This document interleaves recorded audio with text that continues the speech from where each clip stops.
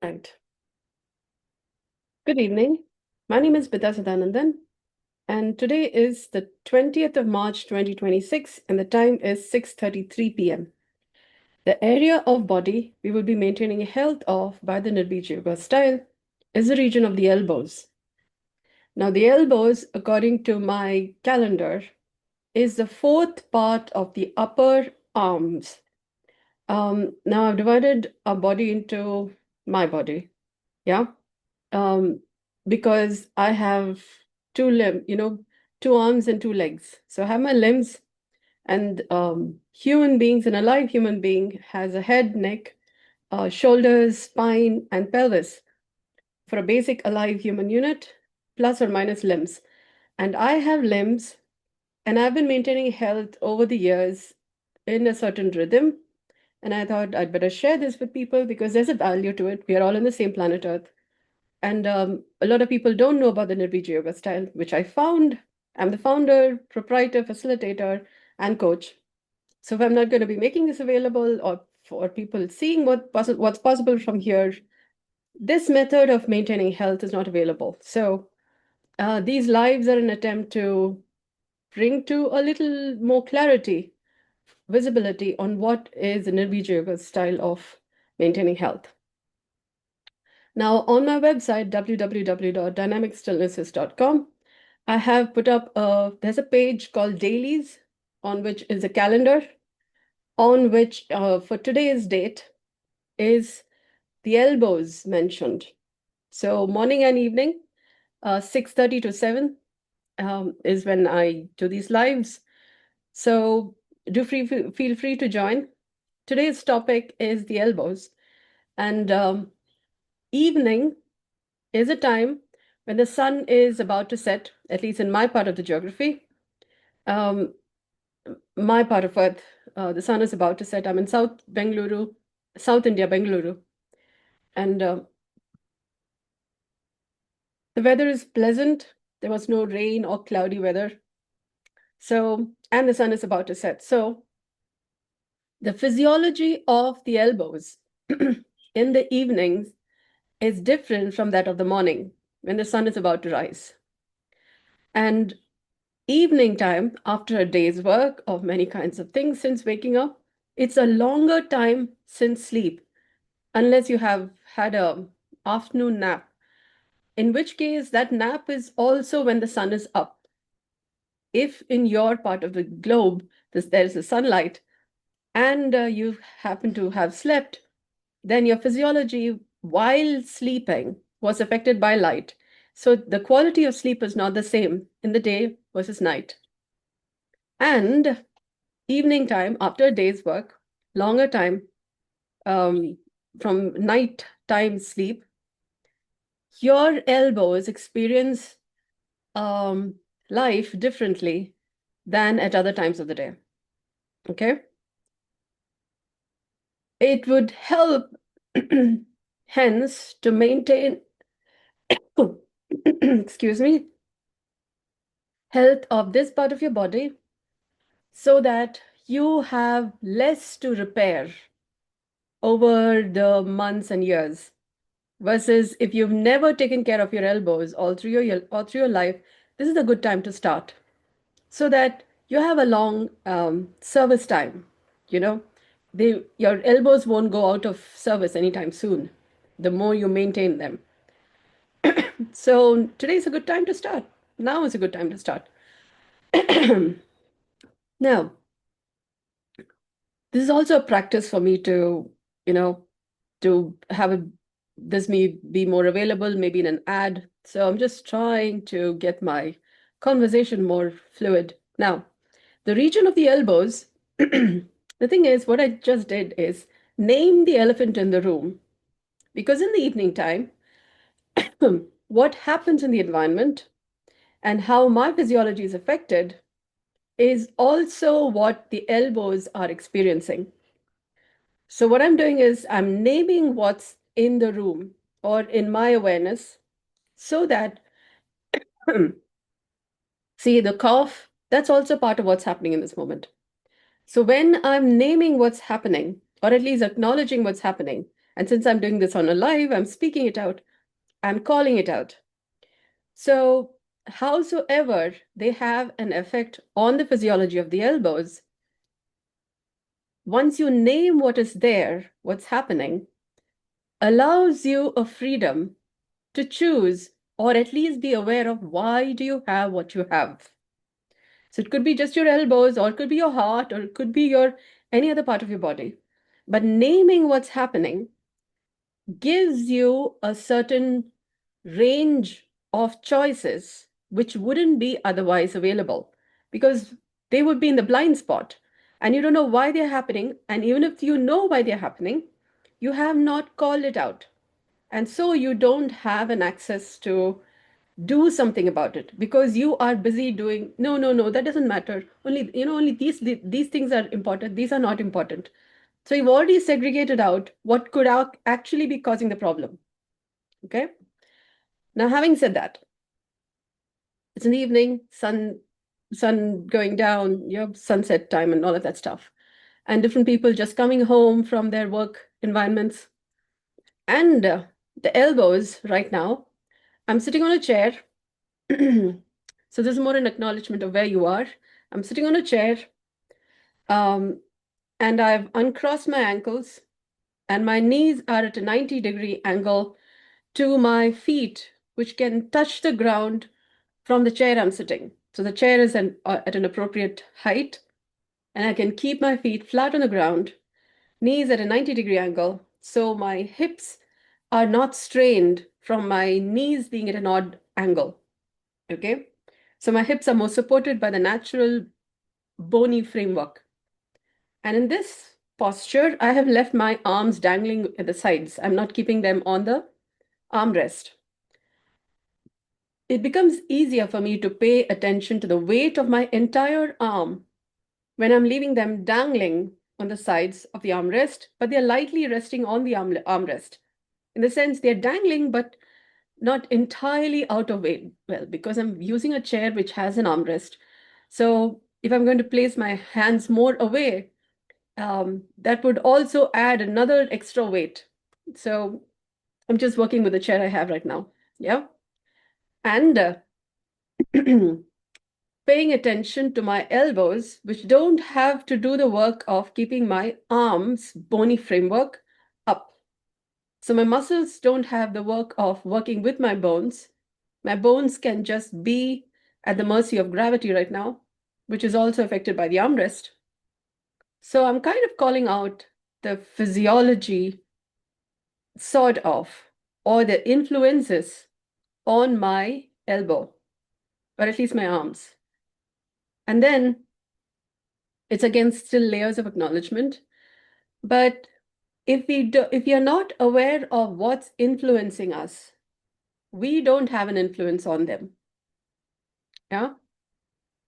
And then what I'm doing is I'm paying attention to my elbows. My right versus left elbow feel different because the tension is not the same on the left and right sides. I'm predominantly right-handed, so I use my right hand, right arm more than the left. For writing, for example, if I have to reach out for something in the kitchen, I use my right hand if it's more convenient. If I want to carry something heavy, I tend to use my right hand versus the left. So that preference shows up in the weight of my arms and how my elbow is feeling at this point in time. Yeah. So the weight, the density of my muscles, right versus left, the strength of my bones, left versus right, my nervous tissue composition, right versus left. So my sense and sensibilities are varied between the left and right. Also, the right hemisphere innervates the left side of my body, and the left hemisphere innervates the right side of my body. So when I say my left versus right arms feel different, I'm also acknowledging that the right and left hemispheres are processing information differently because of this natural innovation, difference in how my left versus right arms are because of preference. And then um, I'm noticing the weight of my bones. All right. So I just noticed that there's sometimes when I'm not busy moving my arms and I'm paying attention to what my arms are experiencing, like now, my arms have the freedom to just make their own movements. That may seem like, oh, ghosty. But the thing is, we are sometimes always doing things with our arms, such that our arms may not be having the freedom to do what they want to be doing. Our human body is designed to move. Whether or not we are moving, our body is designed to move. Heart beats, lungs expand and contract. The muscles have their own natural rhythms of being an alive muscle. Bones have their own movement. And we may not have paid attention to the movements that is already there. And if you've noticed, say, babies, you leave them alone for a while, they are moving. Yeah. Because, well, they are moving so that they can go to the next stage of development. If they are a toddler, they are busy trying to see how to walk or to run, because that's the next stage of development. If they are a baby on their back, they are to move to be on their tummy so that they can then start to crawl. So the body is always moving to getting to the next stage of development, like a seed sprouts and then becomes a creeper and then gets becomes stronger in girth and becomes a tree. So those movements are constantly there. When we are not moving, our body have their own movements in the course of getting us to the next stage of development, and we may be interrupting that or being a cog in the wheel of the natural body movements, which is why being aware of your body plays a very vital, important role in being able to evolve, move into who we have the potential to become. So, right now, I'm just sitting here, paying attention to my arms, left and right sides, and acknowledging the different influences on my arms, which means sensorily, emotionally, intellectually, and many other factors. And my arms are making the movement that they have to make. And I'm paying attention to what there is. So, this way, I'm actually allowing for my body to actually grow into the next stage of becoming. For example, a fetus in the mother's womb, the limbs, they go through this twisty motion and becoming the arms and legs. Like creepers, they kind of go through this twisty motion to become the arms and legs. So, outside the mother's womb, arms have this twisty motion, which is why sometimes you tend to crack your knuckles or your wrist because there's this tension there built up. And you may have habitually been using your wrist in a particular way, and your limbs are trying to untense them. When you're not tensing them, your limbs are trying to untense them. And you think it's odd, and then you try to get them back. You tend to make your adjustments. But there is this factor about the human body. Yeah, news, those who haven't heard about this. Now, that's some of the difference in Nirbeeja Yoga. Yeah. And there is this voluntary and involuntary aspect. So there is this involuntary movements which the body is naturally making towards getting better, older, no, moving to the next stage of development. And that's not necessarily old age. It could just be like a seed becoming a tree, you moving to the next stage of who you have the potential within you to become. Okay? And you have voluntary movements. Your body is not just made of involuntary muscles, it's also made of voluntary. So the voluntary and involuntary needs to work together. Yeah. So it's like me a little bit and then you a little bit, me a little bit, you a little bit. Yeah. It's a fine little dance. Got lots of tissues. Yeah. Now, um, that was an acknowledgement that I hadn't said before. So I'm having a little developmental concern because I said something which was needed to be said, and I actually said it. Yeah, so my soul and spirit is, I can't say my soul, but okay, it's having a little moment that I could, after a big work, you actually take a little breath. So I'm having a little quiet moment. Yeah, like you climbed a mountain, like on the peak, and then you have to take a little moment. Yeah. All right. And my elbows don't have to hold up surviving life until I actually spoke it. So my elbows are having a little moment of rest too, because you're always doing something, trying to get somewhere, get something done, and then say, and I actually said it, at least one part of it. There's still the whole work of actually having people behave and grow up as human beings, as humane beings, as a body has a potential for. And I've just said one bit of it. So good luck to anybody who listen to this. They're like, yay, you listened to that bit. Those who listen to it, nevertheless, ooh, I said that. Now, earlier, I used to go shaky, shaky. When you're saying something or energy held in, and then you're saying it you're saying something which you haven't before, I would go shake, shake, shake, because it's all held in stuff and then saying, now I'm not going through those things.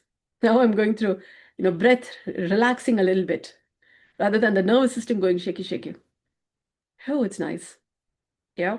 Stages of development becoming better and becoming more rested, like a planet, you know, particles from the Kuiper belt becoming a planet, and then planet coming to its own orbit, and then becoming more a little its own composition. So it can rest in the orbit that it is, yeah, rather than being wobbly. Whoa. Okay. Like got to say, got to say, yeah, restless. But that's also there when all of those things, those extra energies sort of is more, sorted out a little bit. You're more a little rested. Yeah. All right. A little more settled in. Yeah, otherwise, got to have to. All right. On that note, back on the elbows, because the elbows say we got some more work to do. See, this is what happens when you work with your body. You do some work, and then your body says we got to do some work. And then we kind of work between day and night, between what we know and don't know, between conscious, subconscious, unconscious, supraconscious processes. And your conscience also get better because you are more in sync with your own body, at least. And then you're working with the microcosm and macrocosm. Oh, okay. Now elbows are like, we got some work to do. So my attention is more drawn to the lower part of my arms, the lower arms, and the muscles of it, which is about here. Those muscles have been so tense in holding up my life until me had to say that, at least. Yeah, it's like a little workload, a little downloaded, kind of. I can't say download, a little offloaded because I've said it. Now we have work to do further from there because we've got to build it and tell it and say it in a way that is actually understood in all the fine details that it needs to be heard and understood by. Now, that's called work, which is why a human body is designed for, not just to be and contemplate and do, but actually do work, which is why otherwise we are having our raw material in our bodily make, in our substance, like this movie Fantastic Beasts. Now that the matter has been said, now the construction needs to happen, which the body is also made for. So the elbows, the lower part of my elbows is more, a little more drawing on weight, because there is some more material between the upper arms and the lower arms. You have your elbows, you have limbs, you have elbows, you have the upper arms and lower arms. Those who don't have limbs still have an experience with their diaphragm between the upper part of the body and lower part of the body, because our human body is designed such that there is corresponding work. Okay? So you may think you're not related with your neighbor who may or may not have limbs, but genetically we are related. So it's a wood wide web or world wide web. Yeah. So you are maintaining your elbows. Somebody who may or may not have limbs, their body is also getting maintained because you're less tense, they are less tense. You are maintaining your body healthy, they are maintaining the body healthy. Goes vice versa too. You're maintaining your body healthy, I get benefited too. Yeah, we're all on the same planet Earth. So it's a fine network.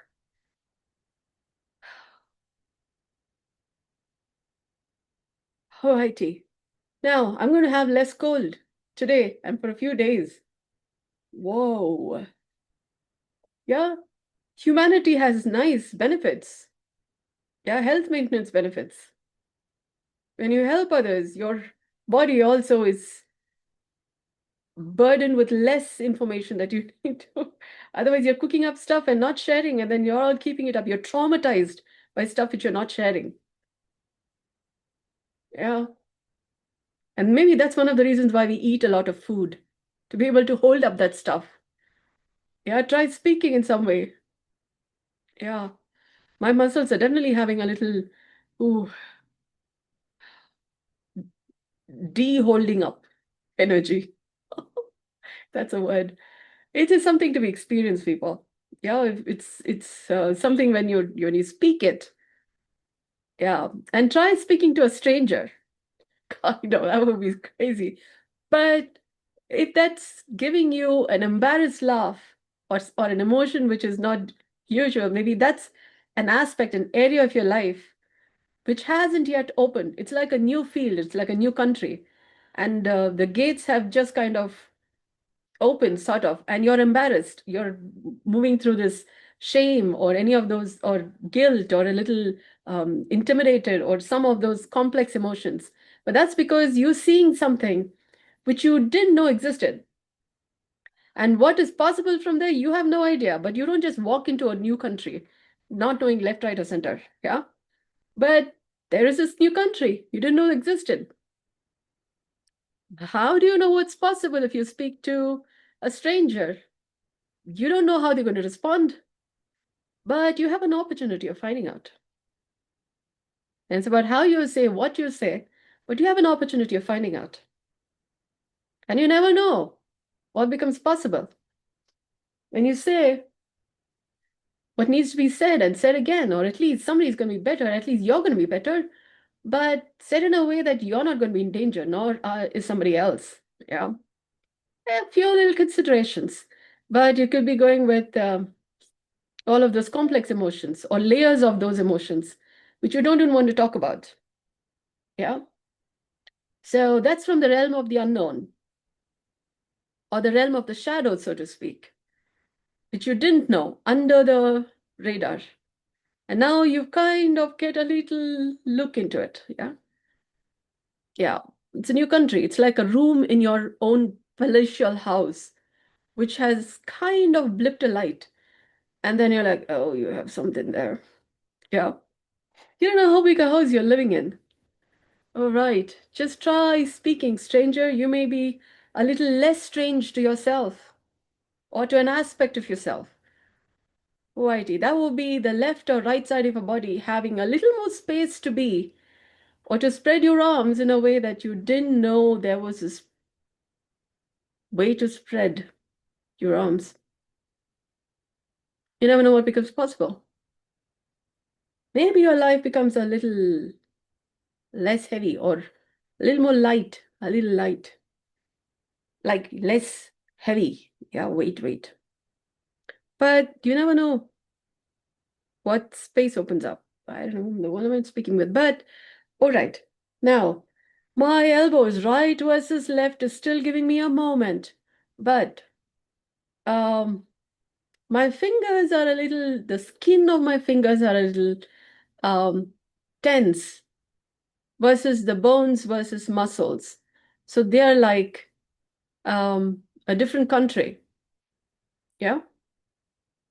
And my elbows are less tense. You could say this is somatic experiencing, but the thing is, um, the health of your body is not, well, you can have a lot of names about it. And there is the experience of your life at this point in time with factors known or unknown. For example, I'm saying muscles of your body have their own movements, bones have their own movements. And when they are making the movements they need to make, they are completing their developmental cycles and becoming as mature as they need to be, or from young seedling to a little adult, a little adolescent to a little adult, so to speak. And if you are doing Nirbeeja Yoga, your bones, for example, are going through this regular growth cycles. Osteoblast and adult forming and osteoclast. And so they're having growth cycles. And my elbows, left versus right, are having different growth cycles because of also the tension I mentioned. I maintain between the left and right, predominantly right-handed.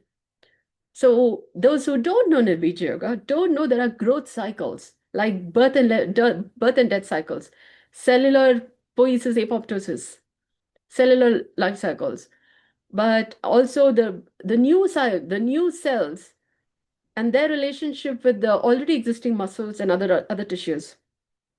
So your system is regularly getting familiar with new family members or existing family members, older people of the community, new people, and the elbow people need to be more familiar with the wrist people because that's a different village. Yeah, but related. So it's a whole ecosystem. Yeah. If you've never paid attention to your body in this sense, you don't know what a thriving ecosystem is there. Yeah. And also you have microbes. And depending on what you're feeding your body is the kind of language and the wellness and how people talk to each other. One microbe could tell another microbe in another part of the body about, I heard about this news from that particle, that vehicle.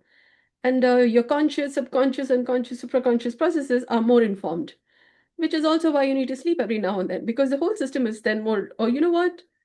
I'll talk. It's a little bot system kind. Yeah, they're not talking to each other and more informed. Oh, it's also called internal redistribution of units. Yeah, and then they say we need to make a small little arrangements so we are accommodating for. Yeah. So baby takes care of the village and village takes care of the baby. Yeah. And then me talking about it here a little bit. Yeah. So you have not met your body yet. Have you met life yet? I don't think so, because you are an alive unit. So if you've not met yourself, you've not really met life like you could meet. Microcosm, macrocosm, life may be something like an idea. You have a concept, you may or may not have met life. And if your idea of life is, oh, traumatic events and whatnot, and this happened and that, I'm talking about life as an alive, living, breathing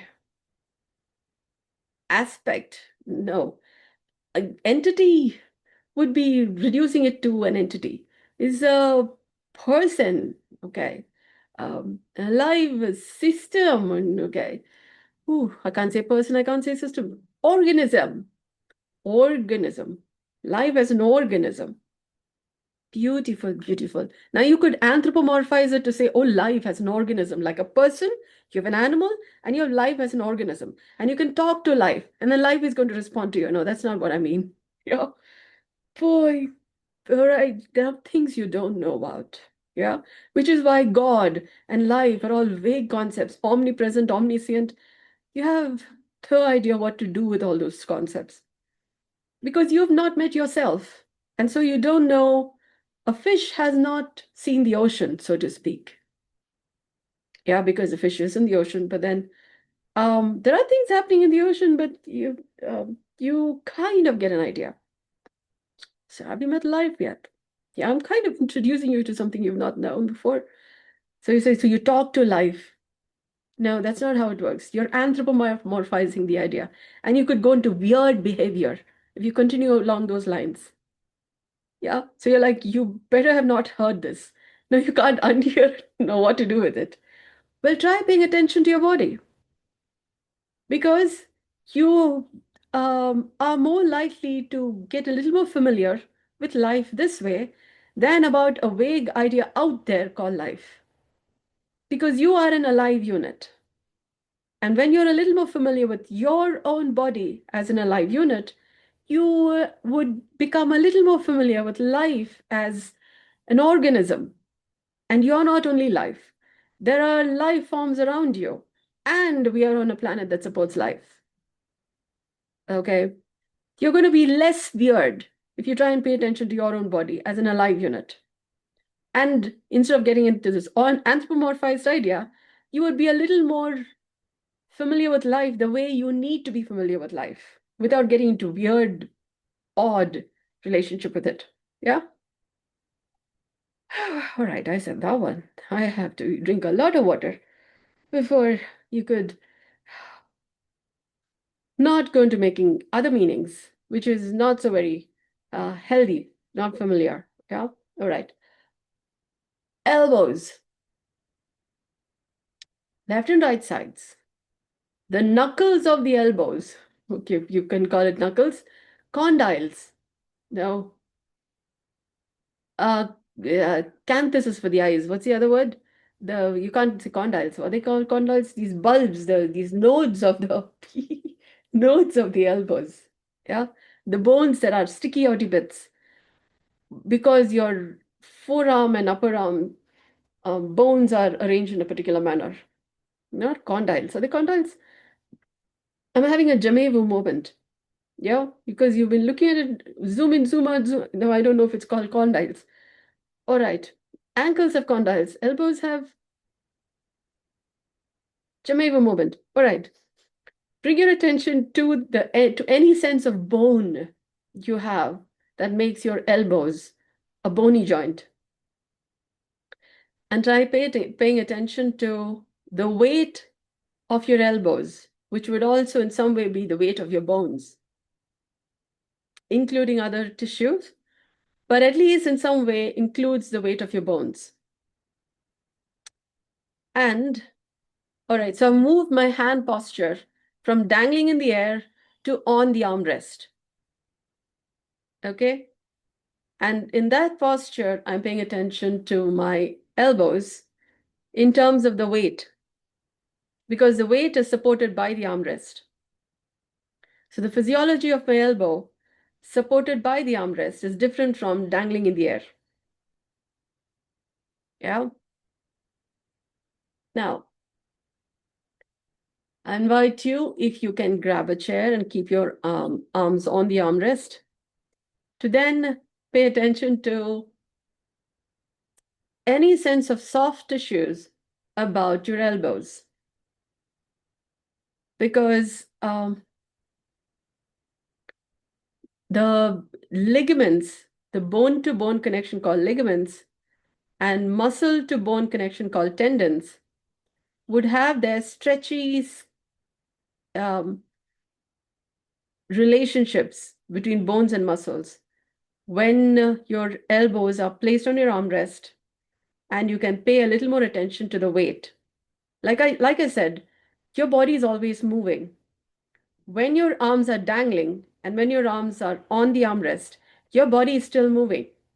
And with your arms on the armrest, your elbows are trying to work out, do their own workout, their work in the posture that your arms are now. So you would say you have a beast inside. Well, you don't know your own body, and you could get weird about it.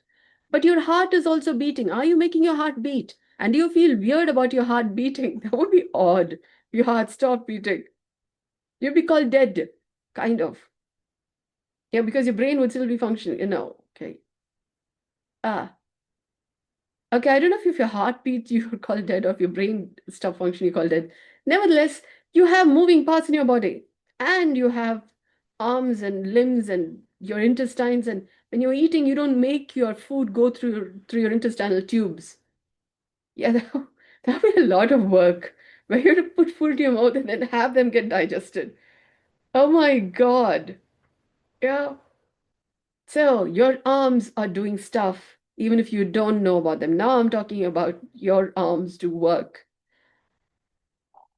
Yeah. You could get, yeah.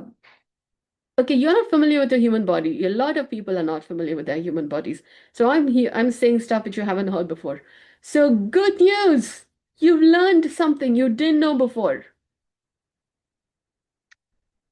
Now that's something for you to chew about. You thought you knew everything. Now you don't. Now you know you didn't know everything. Yay, good. I did some good work. I should go and congratulate myself. I have a bowl of curd and I have some vegetables that I've cooked. all by myself. And I'm going to mix the two and I'm going to go yum yum. Yeah. So thank you so much for joining me. I have additional work for my elbows, which are a little happy enough to have been a little more taken care of. Yeah. And if you've had a moment paying attention to what your elbows make available, you too should go and try to do some activity, which then allows for you to appreciate what work your elbows coordinate with you in in making available, in being made available for your own life, because you have a life partner, your body.